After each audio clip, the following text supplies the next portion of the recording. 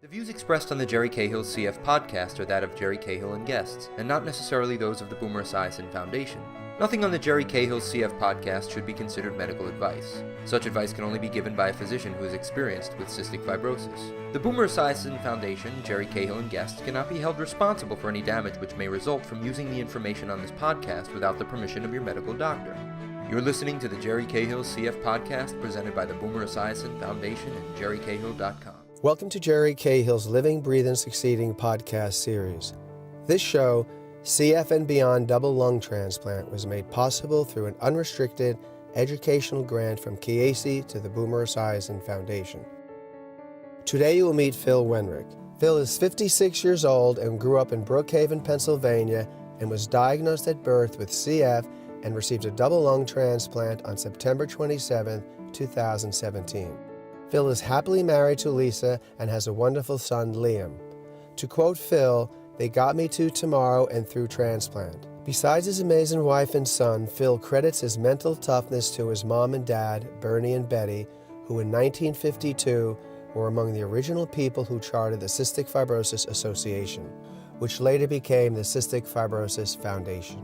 Phil has an amazing career in law enforcement, has received many awards for all his hard work, and his brother Bernie, who passed away from CF at age 12, was the original CF poster child, and Phil followed in his footsteps also as the CF poster child in 1971. My name's Phil Wenrich. I'm 56 years old. Currently live in Delaware County, Pennsylvania. I have cystic fibrosis. I am post-lung transplant, approximately a year and a half. Growing up with CF was kind of challenging because I had a brother, and his name was Bernie, and he passed away approximately 6 months before I was born. So all the kids in the neighborhood knew that, and all I heard growing up from the kids in the neighborhood is, "You're gonna die when you're 12 like your brother did." And shortly after that, I started to hide the disease as much as possible, because you get tired of hearing, "Are you sick? What's wrong with you?" You know, obviously you cough up stuff and people see it, and you know, sometimes you're normal, sometimes you're the freak kid that's sick all the time, sometimes you're alienated. So I think I did what many people do, and I started to hide it. And the older I got, the more I hid it. Even when I entered into law enforcement, I actually kept it a secret almost my entire career. And I really felt that my illness was my private business. Over my law enforcement career, which started in 1985, I've pretty much touched on almost every phase of law enforcement and public safety. I was a motorcycle cop, I was an undercover agent, patrol obviously, detective, and fulfilled many other roles, including a fire marshal. Throughout my life with cystic fibrosis, obviously, as many CFers are, I lived a fairly normal life. I did fairly normal things. Motorcycles has been probably my main hobby my entire life. I did martial arts for a while. That was fun. But motorcycles in some way became an obsession. I've always had them. I've always rode them. Self-taught mechanic, so working on motorcycles was a relief. Many times pre-transplant, you get depressed, you start to feel sick, you can't breathe. I would go out in the garage and just, put a motorcycle up on a lift and do work on it, and that was a big stress reliever for me. And back in 2011, I kind of got my world rocked a little bit.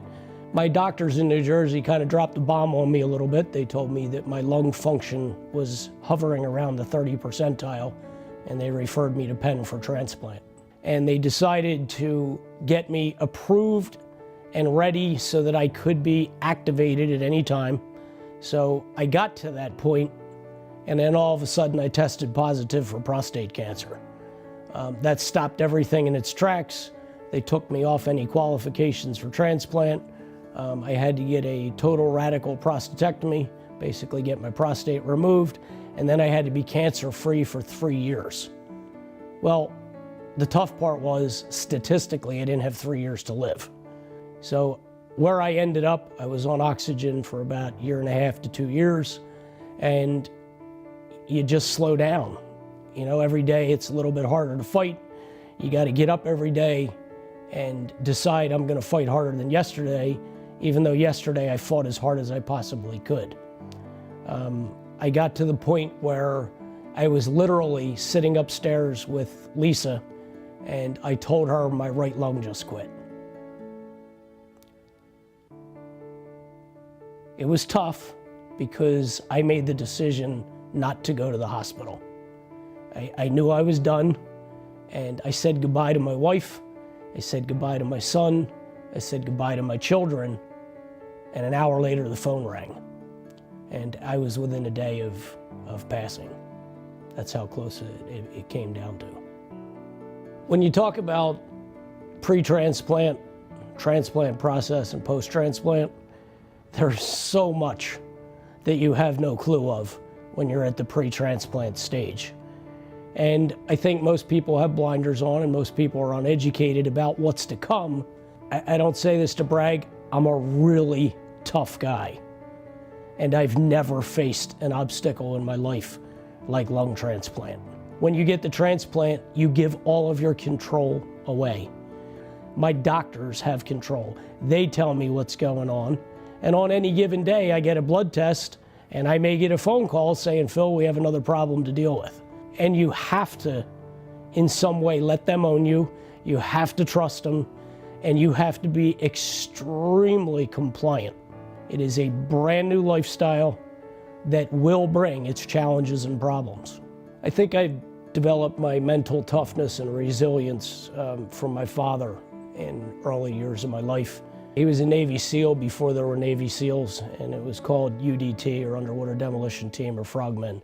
I never, ever saw my father cry. I never saw him weak. The only thing I ever saw him do is plow right through everything that ever stood in his way. No matter how bad it was, sad it was, heartbreaking it was, he got back up and he kept going. And I live that same life today. No matter what gets in my way that's an obstacle, I'm coming through it. The mental toughness that I got from my father, I believe, is why I'm alive today. The piece of advice I would give anybody who's about to go through the transplant process is you need to dig down inside of you. You need to gather all of your strength, and you need to focus on your surgery, your recovery, and then a lifestyle change that will affect every minute of every day of the rest of your life as you embark on a new journey. Post-double lung transplant, sometimes making plans is tough because things change on a dime. You think everything's okay, and all of a sudden you find out it's not. I have a leash on, and I don't know how long that leash is. So I'm going to make plans, I'm going to live, and I suggest to everybody, do everything you can to empty your bucket list. I wouldn't change a thing. I can breathe. Let me be real clear about that. I can breathe.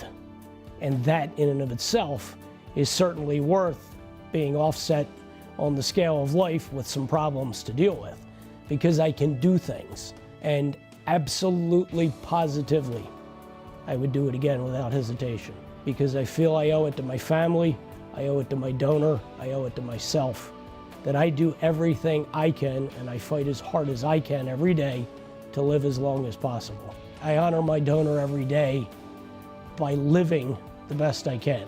I have a gift inside me. That gift is keeping me alive. If my donor was here right now, I would hug him, I'd pick him up, I'd spin in circles, and I would like to take a fast-moving video of the last year and a half of the memories I've created with my family and just play it for them and say, you did this. Thank you.